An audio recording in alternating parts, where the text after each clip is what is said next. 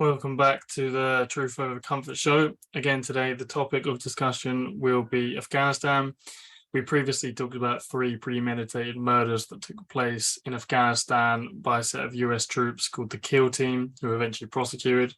Recommend going and watch that video or watch the documentary I played clips from and spoke about, called the Kill Team, made in 2013. It's all linked in the previous video if you're interested in that.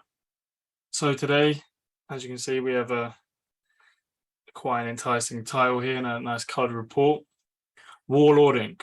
Extortion and corruption along the US supply chain in Afghanistan. What was this report? It was a 6-month investigation by the Subcommittee on National Security and Foreign Affairs Committee on Oversight and Government Reform, the US House of Representatives, in June 2010. Quite a mouthful. Committees normally are. So yeah, this is a 6-month investigation, including about 31 interviews with warlords, commanders, military officials, contractors, and whoever else was necessary, along with 25,000 documents provided by the DoD and the contractors. So what was they investigating? They was investigating constant reports from the contractors who were carrying, private contractors who were carrying the supplies for the US from, say, Pakistan to their base, of reports of having to pay off warlords, of protection rackets, of if you didn't use the warlords for security, you'd have trouble. Money ending up in the insurgents and Taliban's hands. So this was an 85-page report. Call it 66 of the actual information. The rest is the references to, the interview or wherever it may be. I actually have written an article about this, condensing it down into 6 pages, still a long article, 3,800 words, probably take about 15 minutes to read, but compared to a 66-page report, it's a lot. I also watched the follow-up hearing. The article doesn't actually discuss that, but it was just worth it for the context and seeing what was spoke about there. I will mainly only be talking from the report today, so you can actually see it from there, but everything is linked up and to what page, because the only source was actually the report. So again, what was they investigating? I'm just going to read you the first paragraph from my article. The only time I'll really be using it, most of it, I'm going to come from the report just so you can see it actually from there rather than from me. So, a report in 2010 by the US Congress came out called Warlord Inc. Extortion and Corruption along the US Supply Chain in Afghanistan. This report detailed how the private contractors and subcontractors bringing the US supplies to their forward operating base along the way had to go through a journey of bribes, protection rackets, to warlords, commanders, the Taliban, and Afghan officials. I will get to the contract from the report, but basically, yeah, as I said, privatized contracts rather than the military carrying the supplies themselves. Many of the subcontractors had to pay warlords, so the contractors also subcontracted again, like a Russian doll sort of system. Many of the subcontractors had to pay warlords or small militias who controlled certain highway routes to protect their trucks when passing certain areas through fear of being attacked another time. This report also details how the Department of Defense, the DoD officials have been sent a series of reports and complaints from the contractors about this and did not seem to care as long as the supplies made it to the base. So there's a flurry of complaints and reports pre-contract, just about this sort of stuff happening. The report even starts with a Hillary Clinton quote that I'll get to. Their attitude was basically, hear no evil, see no evil, speak no evil. As long as it gets to the base, don't rock the boat. Just turn the other way. The report details how the DoD had no visibility of these reports and activities because they never went past the wire of their base defense. This $2.16 billion taxpayer, of course, contract given by the DoD to the trucking contractors was directly paradoxical to stated justifications they were there for. The US aimed to curtail corruption in the country, yet this directly funded warlordism, corrupt officials, and even created a market for it due to their presence, as their occupation meant the supplies passed through the country, allowing certain elements to extort from it. It's a good point. Not only, obviously, there was corruption pre-Afghanistan and tribal warlordism. But the US being there, these supplies having to get there, allowed these corrupt elements to take advantage of it. It allows police, it allows everyone to then, because they know these supplies have to get there. And we talk a bit about how the geography, Afghanistan was a landlocked country, which limited where the supplies could get through, unlike Iraq that had Kuwait and the Gulf, allies in the sea. The weather, everything about it, along with the allies around it not wanting to let stuff through, like Turkmenistan and things like that. So the route's limited, which means everyone knows they could basically get as much money out of them as they can, because it needs to get there, including police, including everyone. Of course, the biggest inversion of reality was these supplies were going to the coalition to fight the Taliban and insurgents, all the while funding these same elements to fight them. If the only way to get these supplies to them was to fund all these elements, was the war not futile from the start? So we're also going to be discussing a bit of that, about if they're there to fight the exact things they're exacerbating, then what was the point? They're going to put it to themselves as a short-term setback. It's going to have to fund these warlords. Money might even have to end up in the Taliban's hands. So in the long term, we can win. And that we'll stay for another 10 years and then reverse it, clean up the government. Or, we're here to leave with the Afghan security forces trained up enough to take care of it, which obviously now we don't know. We know that wasn't going to happen. So what was the contract, and why did they go private? So I'll go back to the report.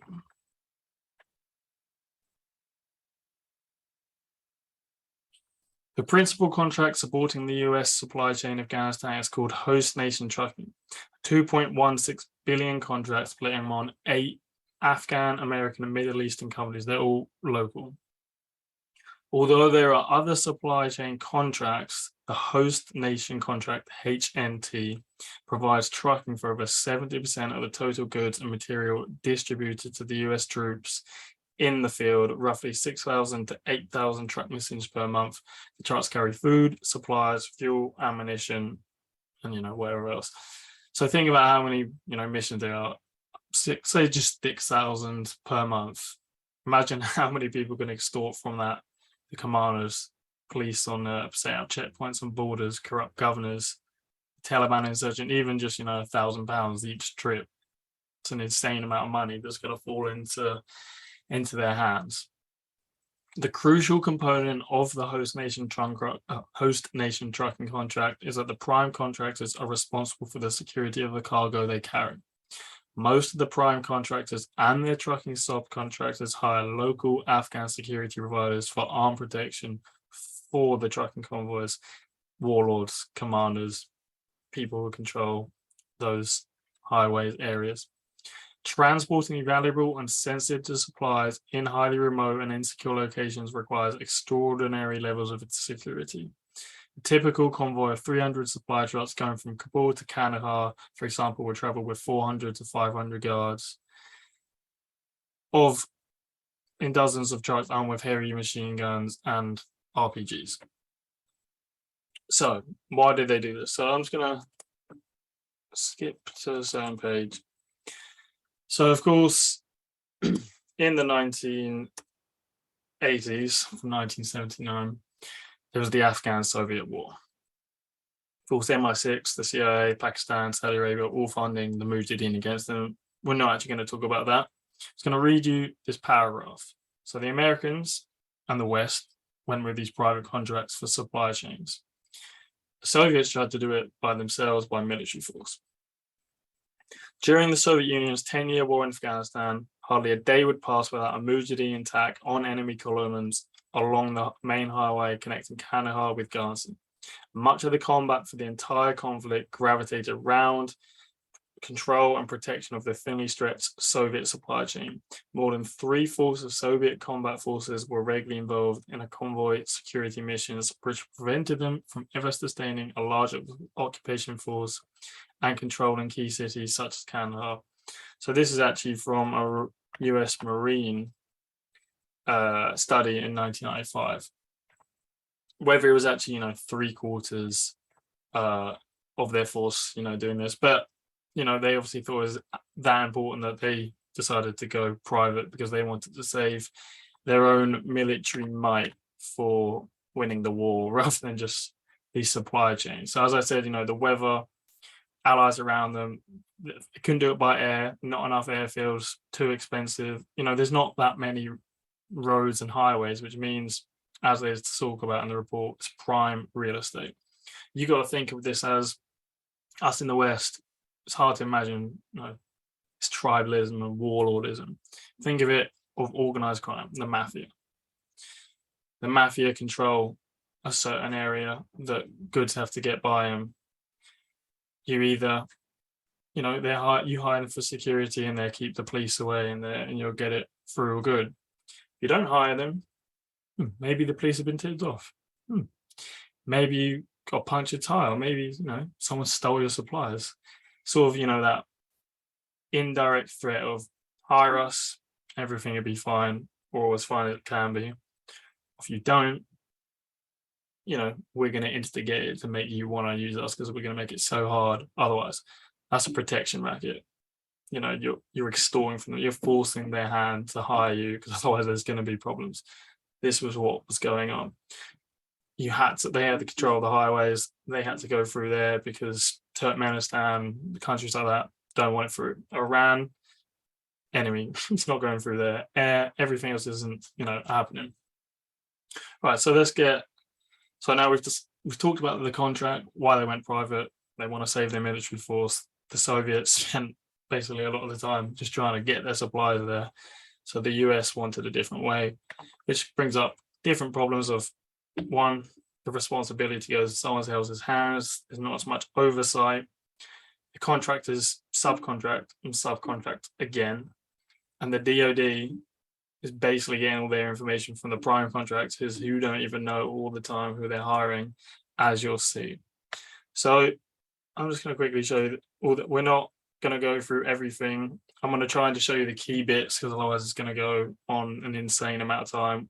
We're not going to do everyone, we're going to do most. Here are the findings. Security for the US supply chain is principally provided by warlords. The highway warlords run a protection racket. Protection payments for safe passage are a significant potential source of funding for the Taliban. Unaccountable supply chain security contracts fuel corruption in the government, police, etc. Unaccountable supply chain security contractors undermine US counterinsurgency strategy. The Department of Defense lacks effective oversight of its supply chain and private security contractors in Afghanistan. Host nation trucking contractors warn the DoD about protecting payments for safe passage to no avail. Massive part of the report is just the DoD turning the other way, getting reports from the start before they saw what the Soviets did. They did this. They obviously have not come up with a third option because I'm pretty sure they don't want their money to go to warlords, at least not in their favor. I'm sure there's no problem with the ones who are, and I'm sure they don't actually want the money to fall into the Taliban because they actually want to win and not be an embarrassment how this sort of ended up. So a lot of it is about, the DoD just the amount of reports they got was pretty crazy, and they have no one out there checking the roads, getting on, having a look. Nah, they have no oversight, which they admit, the military officials. So let's go to the first one. Actually, just to show you what the report started with, I thought it was quite cool how they did it, and I did the same in my article. So this is Secretary of State Hillary Clinton testimony before the Senate Foreign Relations Committee in 2009, December 3rd. We have to do a better job in the international side to coordinate our aid, to get more accountability for what we spend in Afghanistan. But much of the corruption is fueled by money that's poured into that country over the last 8 years, and there's corruption at every step along the way, not just in all the construction money for nation building that came from the West is falling into their hands. When we're so dependent upon the long supply chains as in Afghanistan, where everything has to be imported, it's much more difficult than it was in Iraq, where we had Kuwait as a staging route to go into Iraq. You offload a ship in Karachi, and by the time wherever it is, muffins for our soldiers, blah, blah, blah. gets to wherever it's headed, it goes through a lot of hands. And one of the major sources of funding for the Taliban is the protection money. So that's how they start the report, which is pretty good. They do go, a bit softer on, they put plenty in about the Taliban paying them, but in the hearings and stuff, they go a bit more softer on the military. They're pretty ruthless, not ruthless. They're a lot harder on, the DoD just having no oversight and didn't do an investigation. It took them one email to set this up, and they're with Commander Rahula, the butcher, who we'll get to next. But, they go into more detail about the warlords and stuff. I'm sure it's a bit more embarrassing for them to go into the Taliban, and I don't know how much the DoD actually asked them to hold back, because there is a few bits where they said it didn't include it. But they do include a lot of information about file reports from the DoD and contractor files they got. But anyway, let's go to the first section and I'll read you the finding. Security for the US supply chain is principally provided by warlords. Okay, this is the finding. The principal security subcontractors on the host nation contract are warlords, strongmen, commanders, and militia leaders who compete with the Afghan central government for power and authority, providing protection services for the US supply chain, empowers these warlords with money, legitimacy, and raison d'etre for their private armies. Although many of these warlords normally operate under private security companies licensed by the Afghan Ministry of Interior, the warlords thrive in a vacuum of government authority, and their interests are in fundamental conflict with the US aims to build a strong Afghan government. So although they're, warlords, commanders, and as I said, like the mafia. Imagine someone in the mafia just, then gets hired by security under a government contract. He isn't any less gangster. He's just legalized gangster, much like a lot of governments. So I'm not going to read everything in this section, obviously, because that'll be just me reading it. Basically, I'm just going to pick out the key bits. It was kind of hard to leave out certain bits because there's so much information. The first one they talk about is Commander Rahula, a new class of warlord in Afghanistan, who readily admits to bribing governors, police chiefs, and army generals over a cup of tea in Dubai. That always makes me laugh. Over a cup of tea in Dubai, he complained to the subcommittee staff about the high cost of ammunition in Afghanistan, spends 1.5 million per month on rounds. Whether these warlords are completely truthful or everything, there's plenty of files and reports that, sort of, not back up the stuff about the money, but like these activities were happening. Villagers along the road refer to him as the butcher. The butcher. It's great. I wish they provided a little more context of the butcher. I'm guessing because he's just savage, murderer, thug, warlord. Today, he's the single largest security provider for the US supply chain in Afghanistan. The butcher. This guy called the butcher. The villagers, the locals, the people who actually have to put up with these horrible people. The butcher is the largest security provider for the US supply chain in Afghanistan.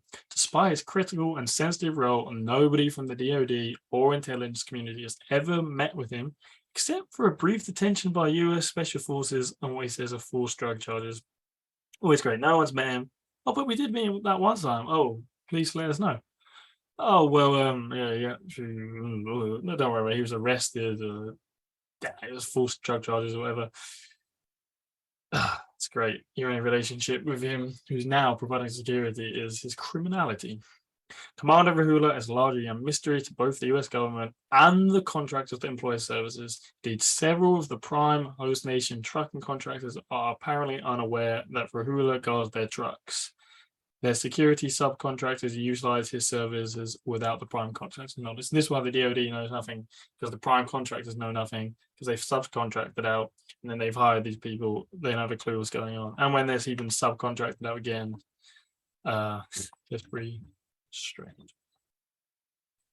Commander Rahula is just one of dozens of warlords. So this is the fantastic thing. They haven't just got, it's just one bad egg. It's fine, He does the largest bit, at least we've got someone else. They're all thugs. And the best part is they found a niche providing security to the US services in Afghanistan. Directly, their power and influence derives, the derivative of their contracting and subcontracting work for the US. So because of the US occupation, these commanders thrive from it, and actually their power comes from these contracts. Sure, they'll be doing something else, but this has just elevated them up and made their job a lot easier trying to, do this. They can just work with the US government. What's better than that? Being a legalized thug for the world's biggest super, in a third world country. This is where it gets quite funny.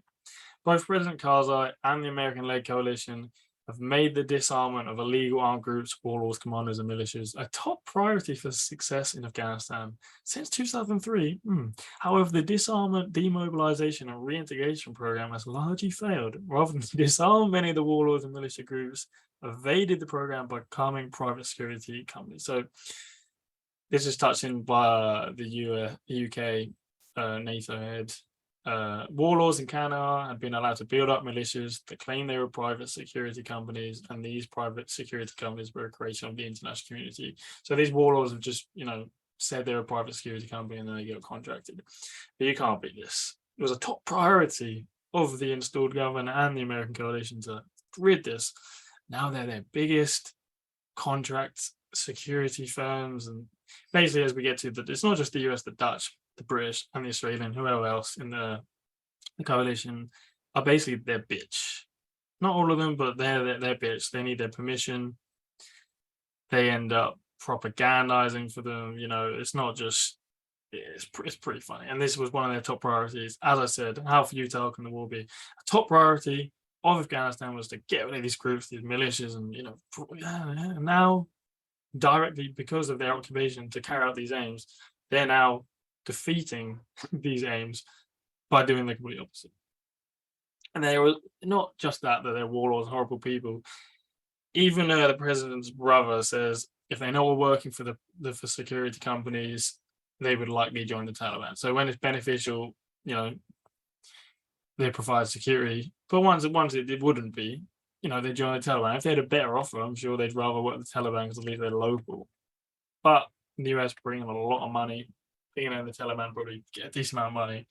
This is a 2.16 billion contract, and it's just great if they're taxed in it. I'm not sure how much of the tax comes from countries outside the US. Some of it, but isn't it just great how you work that really hard shift? It's worth it. Get the paycheck. Some of the money has to go to tax because we need schools, we need hospitals. But then there's Commander Rahula with his new iPhone X. Joking, you probably know an iPhone, but you get the point. All that hard work, you did that shift. The government needs to take that money because it goes back to you, but instead you're paying a warlord to provide security for an occupation that is the reason he's getting that contract. We'll see what's going on. As you can see, this is all the different warlords that control different areas. And I think someone they talk about the prime real estate. Okay. A warlord's power is principally derived from his ability to control security with a defined territory. Given the extremely limited road network in Afghanistan, highways are prime real estate. As I said, there's not, there is an option coming through different countries. The sea, limited to prime real estate. These warlords are playing monopoly. If a highway also happens to be a critical component of the US supply chain for the distribution of goods in Afghanistan, the opportunity for rent seeking is massive. Of course, the business model depends on the warlord's ability to monopolize. So you basically got to be ruthless. You always got to look at it as the mafia, the warlord who controls that certain area, controls it because he's more ruthless than the other. So whoever you're working with gets worse. It's even worse because you're working with the worst of the worst. A lot worse in that sentence. You get my point. They have to work with the most ruthless. It's just like the biggest corporations in the world. The people, the CEOs who get to the top, they're going to be pretty ruthless people. So I wouldn't depend on them to be giving. And here's all different highways that are controlled by different warlords. So we've talked about Rahula. There's plenty of others, so I don't want to go too much on this or not.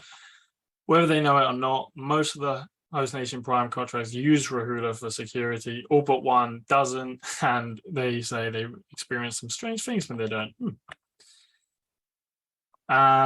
Commander Rahula and who he works with, Wartime Risk Management, make several tens of millions of dollars per year. Not just Rahula's got the butcher's got 100 grand, so he's getting a nice new butcher knife because I'm sure they call him the butcher because he's just great at chopping up the meat.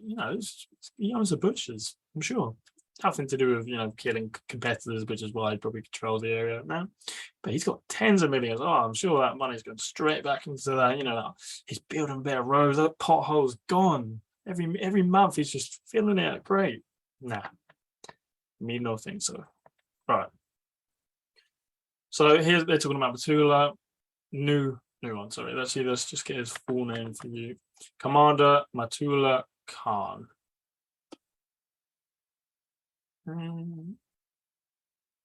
Matula's nominal title is Chief of the Provincial Highway Police. So a lot of these people in the police as well. Matula has the road from Kandahar to Tarin Kot completely under control. No one can travel without Matula without facing consequences. There is no other way to get there. You have to either pay him or fight him. The Dutch and the Australians are also part of the people who have to pay him. And they didn't like it, but they did it anyway. And Matula's got a great background. Don't worry. Sure, he comes from a great family. Matula is the nephew of Jan Mohammed Khan. I don't know who this guy is. The deposed governor of Uzbekistan. When the Dutch took responsibility for Uzbekistan in 2006, they demanded that President Karzai fire Jan Mohammed Khan for his notorious drug smuggling and his human rights abuses. So good. And they tried to do something good. Subsequently, the Dutch blocked Matula from being formally named as the police chief because of his human rights record as his uncle's leading enforcer. So apparently they had hit squad. These are press accounts. They had hit squads that killed stubborn farmers who didn't want to surrender their land and their daughters. Great guy, okay. So it talks about how NATO is reliant here.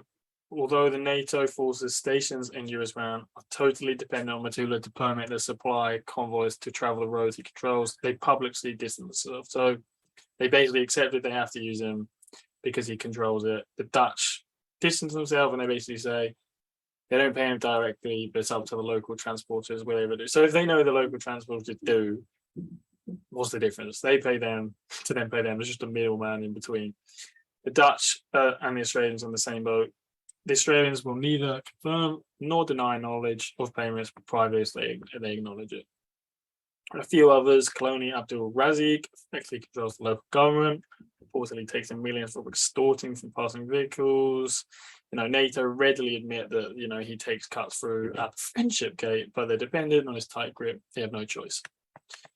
So I'm going to go to the final one, who is with the British, Abdul Wali Khan, nicknamed Coca. So there's a few who've been in, the US know through being in detention. Here's another. He was imprisoned by the US for 14 months at Bagram jail for suspected insurgent involvement. Great. Great they know him like that. In 2006, the Taliban took Helmand. This was then passed over to the British.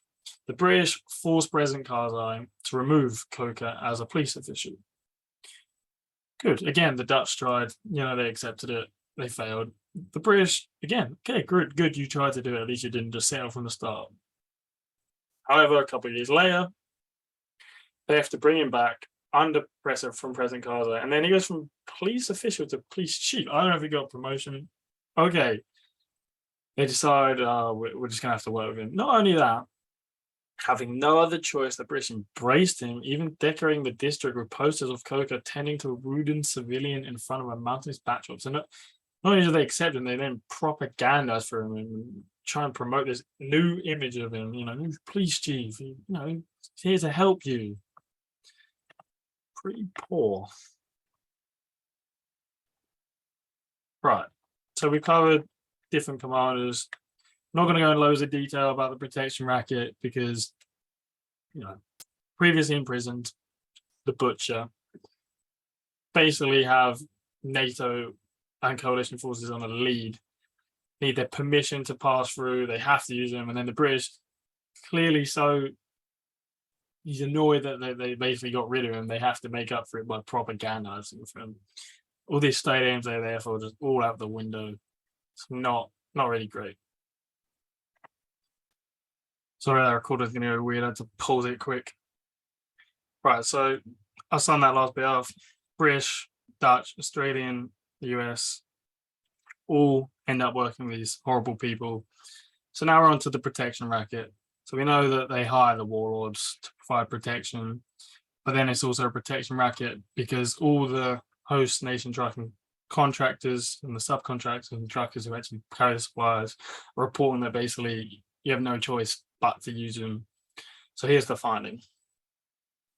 The host nation trucking contractors and their trucking subcontractors pay tens of millions of dollars annually to local warlords across Afghanistan in exchange for protection for host nation trucking supply convoys to support US troops.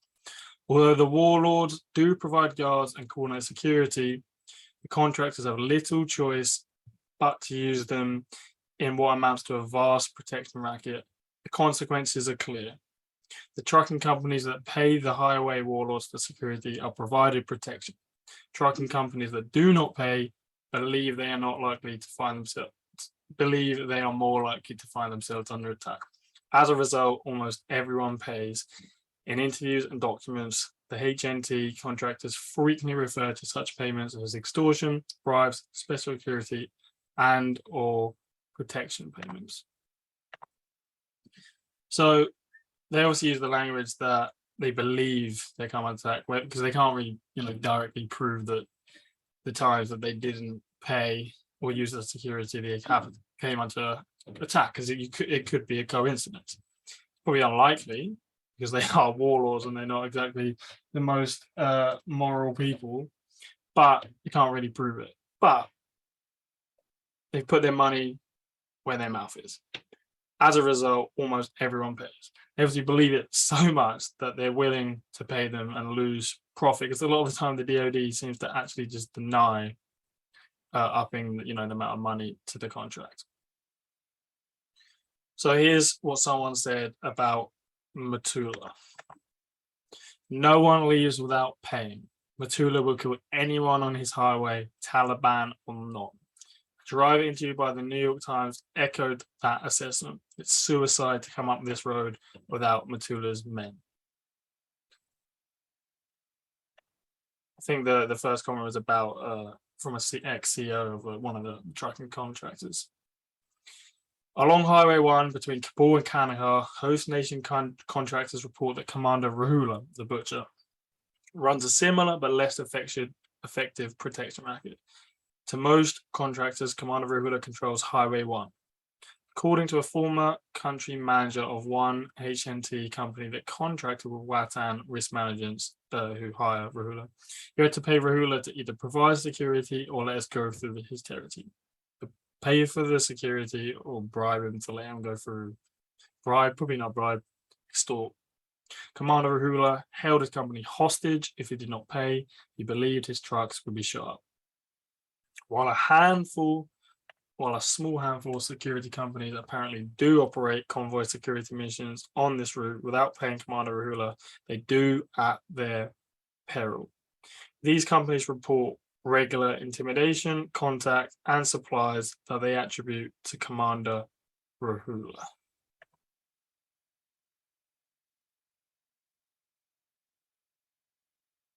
So here's another trucking contractor who says, if we use Watan, who are the ones who hire Rahula, if we use Watan, it works. If we use our own security, it doesn't. And this is all through different reports, files, there's meeting minutes. The great thing about this report is, it's not just random people. Even the only bit they mention in the village is about the butcher. The rest is all from the trucking contract CEOs, project managers, or them having meeting minutes, or files to the DoD. And they talk about how the best security is cash. I also believe that most involved in this contract knew that cash money is the most effective security, but they didn't realize how high the market would be because they know the US has to get these supplies through and have no choice. So they just, reap everything they can. Now here it talks about there will also be a threat not only from enemy forces, from local commanders who have not been paid their tax. So there's loads of stuff like that. We're going to go into the next one. I'm not sure whether I should have done this into two. Probably going to approach over an hour. I don't want to fly through it, but maybe might be best to watch into if you don't just want me constantly reading stuff. I'm just trying to pick up the key stuff. As you can see, I'm missing out loads of information. Protection payments for safe passage are a significant potential source of funding for the Taliban. Within the host nation trucker contractor community, many believe that the highway warlords who normally guard the trucks in turn make protection payments to insurgents to coordinate safe passage. This belief is evidenced in numerous documents, incident reports, and emails that refer to attempts at Taliban extortion along the road. The subcommittee has not uncovered any direct evidence of such payments, and Commander Rahula, the Purple Brothers, Ahmad Wali Karzai, the President Brother, all deny it. According to experts and public reporting, however, the Taliban regularly extort rents from a variety of illicit and licit industries, and it's plausible that the Taliban would try to extort protection payments from the coalition supply chain that runs through territory, which they freely up. So you got to look, although there's warlords and commanders have certain territory, sometimes the Taliban are on top of the food chain. So why would they not? And it talks about loads of companies there, money ends up with the Taliban. That's what I was saying. They kind of like play it down. But then they give they play it down in the finding, maybe to play nice. But when you actually read it, there's just endless reports of the Taliban, money going to them. And in the DoD bit, they do seem to talk a bit more. Maybe they're just trying to play nice for the people who don't read the whole thing. Every truck costs about $200 as a bribe I pay on the route to police or Taliban. The Taliban don't care about small money, they ask for a lot. So this was a quote in the Financial Times by a CEO of a transportation company. So here they're talking about, so the DoD in the contract, the security and the trucking contractors can only use certain weapons. They're asking for more because they need it. And they break it. I'm not going to go into that because it's just not much of a scandal that these security companies are using bigger weapons like RPGs, than they mentioned. But here they're talking about if they had more authority, they could stop funding the insurgency of what is estimated at $1.6 to $2 million per week. So this is the project manager. So yeah, the project manager, one of the trucking contractors, asking one of the lieutenants who oversees this, if they could have higher weapons. So this isn't just like random, like this is one of them directly speaking to one of the military officials who all throughout this report readily admit that it's widely believes this happening. It's just because it's anecdotal evidence from these people, but they're not on the ground to go see it, so they can't deny or fully know it's happening. An incident report filed by the host station trucking contract in late 2007 before the contract. The security manager wrote, contacted through the carrier by the Taliban commander that we have to pay for safe passage if we want our truck to go through the area. We were informed that this was a statement from the Taliban, and if we did not want our asses engaged, shot at, we would have to pay a protection fee. As I said, many of the military logicians that oversaw the contract were under the impression that the Taliban did receive payments. Well, of course, it's largely based from the contractors, and they have no one out there, which we will get to later. So again, there's lots of those files, lots of reports, meeting minutes of this. As I said, Clinton, Secretary Clinton, talks about protection money going to the Taliban. And then this, so I have sort of skipped a lot of the files. A lot of them are a similar thing. Taliban ask for money. We want these weapons because we have to keep paying these insurgents and stuff. It also talks about how Rahula has a relationship with the Taliban, and when it's beneficial to him, he will tip them off or pay them because he's not always the top dog, and he's in it for himself. He's not the Taliban, but it doesn't matter if it's going through him to them or not. Okay, is it better to say, oh, don't worry, not paying the Taliban, going through the butcher? That's good. Sure the taxpayers love that. Don't worry, goes through the butcher before it gets to the people we're fighting. It's great.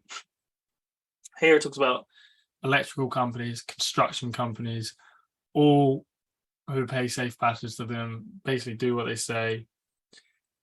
The Afghanistan country director for a major international NGO reported that Taliban and local warlords typically take between 10 to 20% of the value of any project as the price to provide protection. The United States and the international community are unintentionally fueling a vast political economy of security and corruption in Afghanistan.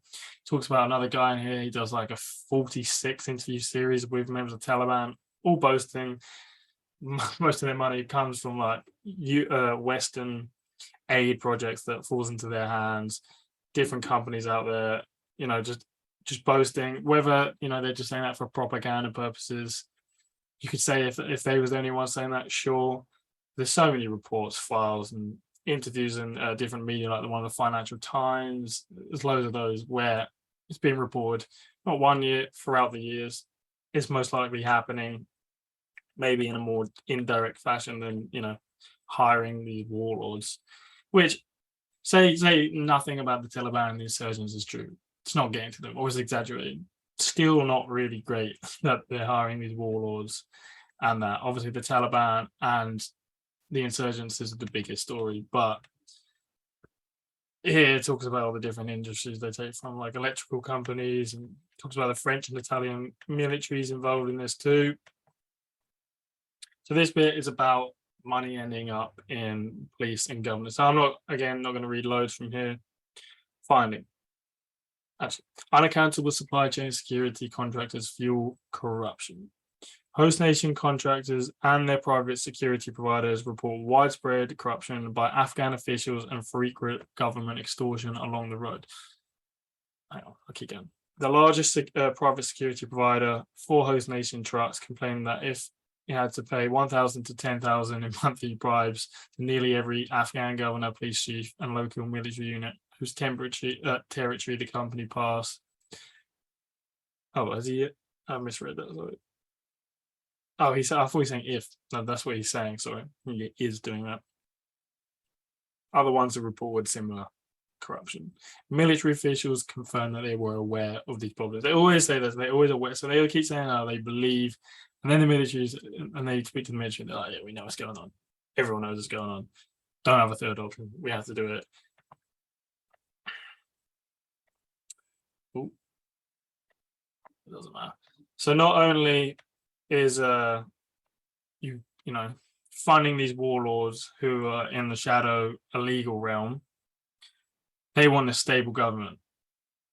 But the government basically contracts these people anyway, but they're taking bribes. They're extorting. They're taking every chance they can to take advantage of the supply chain and the occupation. So on both sides, they're there to fight warlordism and shadowy realms, organized crime basically. And then they're also building this democracy, this government. Not the Taliban. This is a real government who cares about the people. And then all they do is extort from the people who would put them in power, the coalition, who are trying to beat the other ones, and then the part of the money that's coming from the coalition and these contracts to Afghanistan, they're basically stealing for themselves. So I'm going to show you quite a nice quote. So Rashid Popal is along with his brother, they head Watan Risk Management, who hire Rahula, and this is what he says. Again, anecdote coming from him, but as we get to military officials, all agree this is happening. Rashid Popal stated that he'd once asked the provisional governor why he forced Watan Risk Management to pay bribes, even though the company had helped improve the security of his province. According to Mr. Popal, the governor explained quite simply that he was forced to extort money from the private security companies in order to pay back what he had paid for his position. The same rules apply to police chiefs, other government officials who pay a set price to the provisional government in order to obtain the positions. So apparently, according to the head of this security organization, who again is paying a warlord, so what, I don't know why he'd make all this up. He's admitting, because they could terminate the contract, he's admitting we pay this warlord, and we break all these rules, and then also he's bribing the government who's in power. It's kind of random to make up. One post station truck contractor stated that Commander Rahula pays local ANA, that's the Afghan National Army, as much as 300,000 per month to supplement Watan security forces. Security company executive concurred. So you got Papal, a host nation trucking contractor, and then executive, so it's 3 different sources, stating that Commander Rahula operates with corrupt members of the ANP, so that's the police and the army. They obviously denied it, saying they only had to force to pay bribes, so still not great. Military officials with oversight of the host nation contract were also aware of widespread allegations of Afghan government corruption. Lieutenant Colonel Lewis, the host nation trucking manager, so he's overlooking it, the contract in the army position, stated they had heard significant reports regarding alleged bribes to the army outside of Kandahar airfield. So he went out there to look, but then they behaved differently. And then he also talks about he was aware of unauthorized police checkpoints as well. So they're setting up checkpoints on borders or anytime they're coming into different regions or province to make money, and they're actually the government, and they just arrest you because they actually have that power. He wanted to investigate further, but they always move the checkpoints. All right, so we're actually going to skip this bit just about it undermining US counterinsurgency strategy. So talking about how, they're not going to win the hearts and minds of the locals when they're paying these warlords who, they're called the butcher. And it's basically paradoxical to all their aims. And it's directly, affecting them to fight the Taliban and the insurgents because money is apparently falling into there. And when you listen to the hearing as well, one of them even says, the actual government official, not the DOD, that they believe everything in this report is true and that is happening, and hopefully there's an investigation going into it. And even talks about what Hillary Clinton said, and that the UN did a survey and Afghans care most about corruption in the country. The Department of Defense lacks effective oversight of its supply chain and private security contractors in Afghanistan. After this, we've only got one more, not loads of information, and should be able to wrap it up in 10-15 minutes. No, there's been a lot of reading today. Hopefully it hasn't been too boring. I've tried to pick out the key bits. I actually previously did a video and it was just way too long. It was just about the first 2 and it took an hour. So the Department of Defense has little to no visibility into what happens to the trucks carrying US supplies between the time the trucks leave the gate to the time they arrive at their destination. Despite serious concerns regarding operations, no military managers has ever observed truck operations on the road or met with key security providers. So they've never gone out there to look themselves ever, and a lot of the contractors haven't either. The DoD regulations promulgated in response to direction by Congress require oversight of all private security companies working as contractors or subcontractors of the US government. They basically, I think they've broken the law because they have this contract legally enforced by Congress. Then they may not have know everything's going on. They can't use these certain guns, and it's just all out the window. I'm sure nothing happened.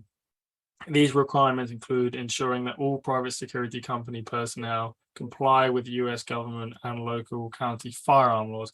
I don't really care about that, to be honest. It's not a big scandal. They're grossly out of compliance with applicable regulations as no visibility. It doesn't actually mention it being illegal. So I'm not sure. I'm guessing the contract should have been terminated, basically.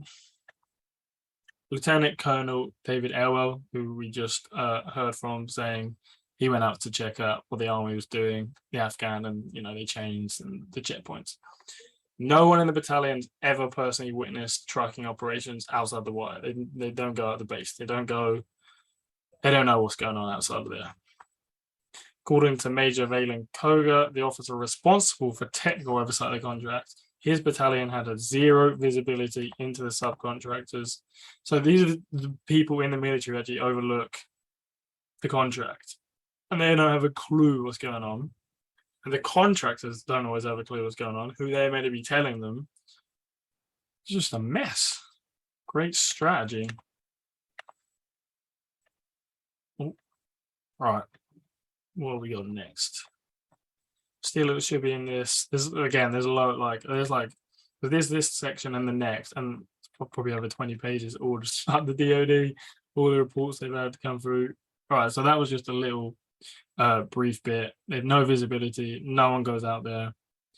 And I think this bit's about the constant uh, reports. In meetings, interviews, and emails, white papers, and PowerPoint presentations, many host nation prime contractors self-reported to military officials and criminal investigators that they were being forced to make protection payments for safe passage on the road. While many military officials acknowledged receiving the warnings, these concerns were never properly addressed. Just want to make one point before I carry on reading this from the hearings, actually. The military received reports within 2 days. They had reports before. They knew that this was probably going to be an issue, and they didn't really do much about it. The committee apparently sent one email to Watan Risk Management, set up a meeting with Rahula in Dubai with a little cup of tea, and he happily admitted all this stuff. He was bribing all these people. He's using weapons over the military. He's like, why can you do this? He keeps saying, oh, we're going to investigate, and we take these reports very serious, but clearly not serious enough, because they want to wait till they're caught to then actually investigate it, because then they have to. If they really cared, they would have done it from the start. They would have either terminated the contract, fully looked into a third option, which I'm saying now that there was no third option. Maybe they didn't really care. Maybe they didn't look into it enough. Who knows? They could have done the investigation. It took the Congress to do this. They're oversight committee. It's their job. Let's face it, they should be doing this themselves. Obviously, you go ask yourself, oh, why didn't they investigate? Because they knew either they didn't have a third option, or they just wasn't too bothered. I'm not sure. They knew they're not exactly in the best winning position in the war anyway. They're doing these surges around 2010 to 2009 because it's not going that well. It's a bit of a stalemate. They probably don't want to, ruin everything that's going. So they're just like, just get these supplies here. In the short term, we're just gonna have to put up with it, and then hopefully, one day we'll be in a better enough position to get this out. But I don't really believe they care about corruption. Let's face it, like Saudi Arabia's biggest ally, one of the biggest allies, sorry. They don't care about corruption. They just care about corruption going the wrong way. They don't want to pay the wrong warlords or money against the Taliban. But they don't care about corrupt officials in Saudi Arabia, do they? Or their own government or military. So let's go to this. Under normal circumstances, contractors do not volunteer to the government that they might be breaking the law. In this case, host nation contractors repeatedly did just that. Their reports fell on deaf ears. That's an excellent point. If you're breaking the contract, probably commit and breaking the law, and you're paying these horrible people, you would have thought maybe they would have done what the military does, and let's do a cover up. Let's just look the other way. You pay us to do the contract. We won't tell you who we hire. We'll hire them. You just got to pay us a bit more, and no one needs to know, especially the public. They didn't. They reported it. They filed, and I'm not sure because all of them, I don't think were Afghan. I think there's a lot of maybe Americans, because we get to one of the people who actually left. They just were so disgusted by the idea of it. So there's so many reports, and they're willing to tell the government, oversight committee, that we broke the law. Maybe they knew they wouldn't get in trouble. Maybe. Before the host nation contract began in 2009, one current host nation contractor had already warned the military of being approached by Taliban personnel about safe passage payments. The contractor sent a memorandum to the military manager to record a Taliban request for, quote, payment for the safe passage of convoys through their area. We've talked to other carriers that are making missions through those areas and are paying the Taliban for safe passage. So not only, as he said, we're having this happen, he's spoken to other people and this has happened, it's been sent to the military. This is not to the committee. This is all in the 25,000 documents they got. Why would they make it up to the military? They want their money. They don't want to lose their profits. That's why. Or maybe And they're just extorting from them because they want more money. Who knows if it is that? And this whole report's just garbage. And these contractors are all somehow interlinked through the years to make this up. Say we're having to pay this, and so we can get more money for them, and they get denied anyway. I'm not sure. Within days of the start of the host nation contract in May 2009. So Hillary Clinton's thing was during this contract. Not sure if it had anything to do with it though. Sorry, this report. The report's 2010. Contract starts in May 2009. She makes that testimony in December. I don't think it's interlinked. It wouldn't have been actually 6 months from June, because a 6-month investigation would be January, maybe February if it was July. Anyway, doesn't matter. Within days of the start of the host nation contract in May 2009, contractors informed military officials they were being asked to make protection payments for safe passage through critical areas in the south and east. Again, just report after report after report. Yeah, I'll just read a little one here. So the contractors talk about how the military was sympathetic to concerns, but when he took up the chain of command, he was surprised and disappointed that higher ups just didn't want to hear it. Too much effort to change all of this. They put this contract into place. Higher ups just didn't want to hear it. So sympathetic, but actually sympathetic of the lower down, major code. When you get up right at the top, they're so far from outfit. They're like, just get it to the base. Who cares? They don't know what it is. They don't know about the butcher. I'm sure they may have been briefly while they're walking to get their coffee or something, but I doubt they're not getting their coffee probably actually. I'm sure they'd be so far from it they'd not have a clue. The contracting officer for the host nation trucking contract at the inception of the performance recorded multiple contractors telling her that the contracting officer, so this is again another military official, contracting officer for the contract, telling her that they were making protection payments to the wrong side, the insurgents, the Taliban. There were lots of requests for bribes along the road, like tolls to bandits, Taliban, whoever. Bandits, good word. Organized guys, bandits. Just people trying to make buck in illegal terms.